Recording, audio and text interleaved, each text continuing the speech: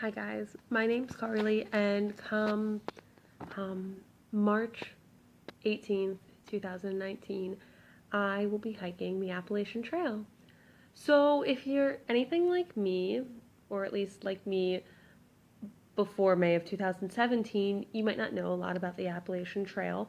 It's one of the three long distance trails in the United States, and it goes from Georgia to Maine. It's over 2,000 miles. I'm not exactly sure on that exact mileage, but it does fluctuate per year because of how they sometimes have to reroute the trail a little bit.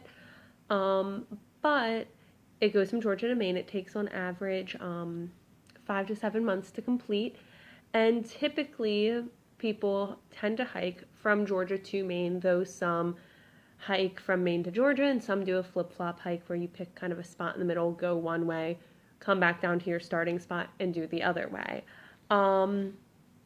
I'm doing a no-bow hike, so northbound, and I'll be starting, like I said, in March, and it'll probably be October when I start finishing.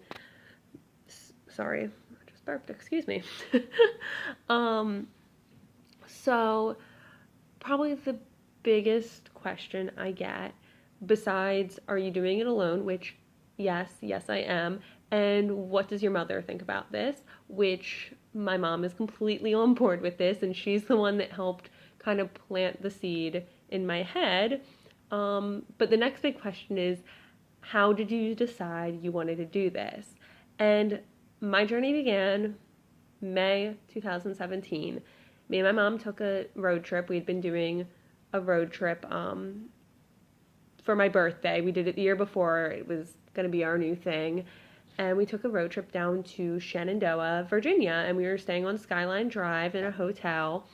And I will say, I still am a beach girl at heart. I love being on the coast, and in my head, I was kind of always like, why go to the mountains when you can go to the beach? And my other thought is horror movies happen in cabins in the woods.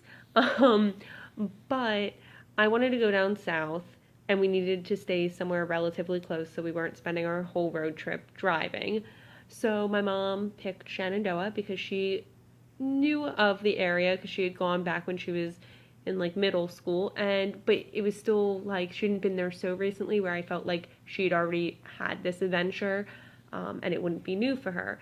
So we went down to Shenandoah, and we had spent, I guess it was our second or third day there, and we decided we kept saying that we wanted to go for a hike and kind of explore the woods. But we that day went to Luray. It's a town out like down off the mountain, and they have caverns.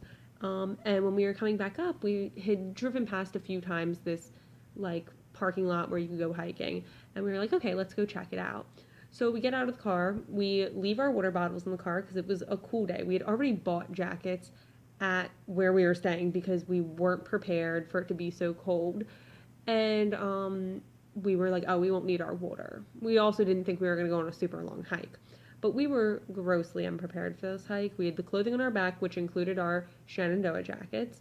She had a pair of Skechers on. I had a pair of Doc Marten combat boots that went up to like my knees. And we had a half dead cell phone, my phone. So I think I might have been at like literally 50%, maybe 60. So we meet this older couple. They were probably closer to 70, but like fit. But they didn't seem like avid hikers. They looked like someone you'd run into at a park, like just going for a nice nature walk. And we asked them if we should go up on the trail or down on the trail. And the woman said it has a really nice outlook. It was like called Mary's Rock Lookout. She's like, it's so nice. You guys should go up that way. And I'd also like to say we started this hike probably about 2:30 or 3, so we only had a certain amount of daylight. So we start hiking, we start running into people. We keep asking, are we halfway there? Because I literally thought I was going to die on this hike. I was just not used to it, not used to going just uphill. I was already up on a mountain, so it was just, and I was wearing really clunky, heavy boots. So I was like, oh my gosh, I'm gonna die. So we kept asking if we were halfway there, They kept telling us, you're almost halfway there. You can't be halfway there more than once, guys. Finally, we ran into a guy, and he was a really avid hiker. The more we went, the more avid the hikers became. And we asked him, is it even worth it? And he kind of was reluctant to say yes and or at least reluctant to be enthusiastic. But he was like, I've done a lot of hiking. I've seen a lot of sites. It's going to be worth it. You're 10 minutes from the top. The whole time we saw no signs. We just saw white squares on the trees, which I then learned is how you know you're on the Appalachian Trail. They're called white blazes. It's how you know you're on the trail. But there was no real signs until we hit a certain point that said you couldn't camp any further because of the altitude. So we knew we were getting close. And finally we get to the top, and it's beautiful and it's great, and it was totally worth it. Completely and utterly worth it. And I felt really proud of myself. And we're hiking down, knowing we only have a certain amount of daylight, and I hear something behind us, and I swore it was going to be a black bear because Shenandoah is super known for black bear. And I was like, oh my god, we're going to die. And then I turn around and it's a guy, it's a hiker, and I scream because I didn't expect it to be a guy because we had been the only people up at the top. But as it turns out, he was hiking the Appalachian Trail, and the Appalachian Trail crossed over that lookout point. So he came from the other side. And so we continued walking down, and we kept meeting these through hikers. And we got down to the bottom, went to the bathroom, came out. There was 2 through hikers, I think one of which was that guy that was behind us, eating their dinner. And we started talking to them. And when we left them, my mom was like, if I were you, I would go with them. And I was like, Mom, I can't do that. I don't know them. They seem very nice, but I don't know these men. I have no gear, and our boss will kill me if I don't show up to work on Tuesday. And she was like, I would cover for you at work. And I was like, you're crazy. That's crazy. And there's no way I could ever, actually, I said, I could never do that. I could never hike the Appalachian Trail. That was probably my first mistake, saying I could never do that, because I went home from this trip. I climbed up in my bed Monday night. I grabbed my laptop and went to Google and went to Wikipedia and started doing research on the Appalachian Trail because I was curious and I had no knowledge of this trail. So I started doing research. And then I took to YouTube to see if other people had done this and how crazy of an idea it was. And I came across Homemade Wanderlust. That's her channel's name. Her trail name is Dixie. And she became this huge inspiration for me. She was down to earth and really, it was real about this whole thing, that it wasn't this piece of cake and it wasn't always a walk in the park. Because if you want to walk in the park, you go to a park. If you want to hike the Appalachian Trail, you go on the Appalachian Trail. But she was also inspirational with saying, like, you don't need to be this avid hiker right off the bat. And the trail's forgiving, and you learn while you're hiking. And she had never been on an overnight backpacking trip before that, so I didn't have to. I still haven't. And it kind of dawned on me. I was like, why would I ever tell myself that I can't do something when I haven't even tried? And if other people can do it, then I certainly can, or at least I can try to do it.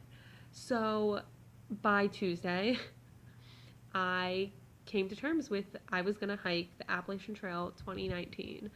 So it's now January of 2019, new year, and I only have about 2 months before I'm going to go on this journey. And I decided I wanted to make a YouTube channel to kind of show my journey, but also be that inspiration, whether it's someone who comes across me because they started doing research on the Appalachian Trail, or it's someone who just likes, I don't know, stuff about camping. I have a friend who loves the idea of being like a park ranger, but is gonna just live vicariously through me with hiking, and there's nothing wrong with that.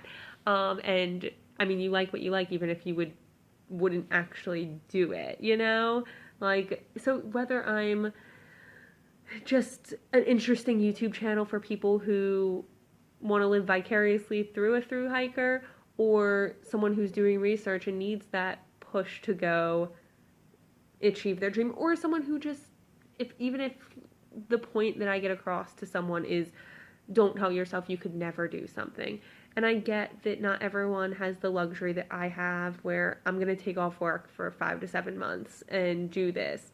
Um, and I get that. Not everyone has the money or the luxury. I mean, I've been working my butt off to have the money and the luxury. But even if it's just putting $5 away each month so you can go do whatever dream is you want to do to make it happen, just don't give up on your dreams. Don't tell yourself you can't do something, you know? Um, because where's the fun in that?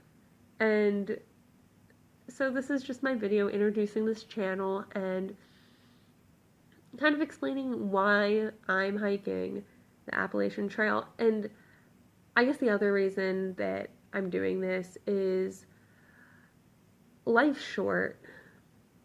I've lost people in recent years, and I'm not saying that this was ever a dream that they had. I'm not doing this per se to live out a dream that they had, but they didn't even really have the opportunity to maybe decide that this was their dream.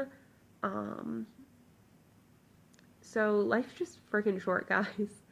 And I want to be able to do something and say something is all for me. Like, this is my, I'm kind of saying I'm being selfish because I don't want anyone to go with me. I want to hike this alone. I want to do something that's 100% for me, not because someone else, like college, as much as getting my degree was for me, it was also because I felt like I had to go to college. And I'm grateful for my education. I'm grateful for my degree. I'm grateful for everything I learned. But I'm not using my degree and I'm in debt. And um, it was something I felt that I needed to do because that's what society says I needed to do. So this is something that I'm doing 100% for myself, and I'd like you guys to come along on the journey with me. So have a good night. I'll probably make some videos before I start my through hike showing my gear and all that fun stuff. So like, comment, subscribe, whatever you want to do. Bye.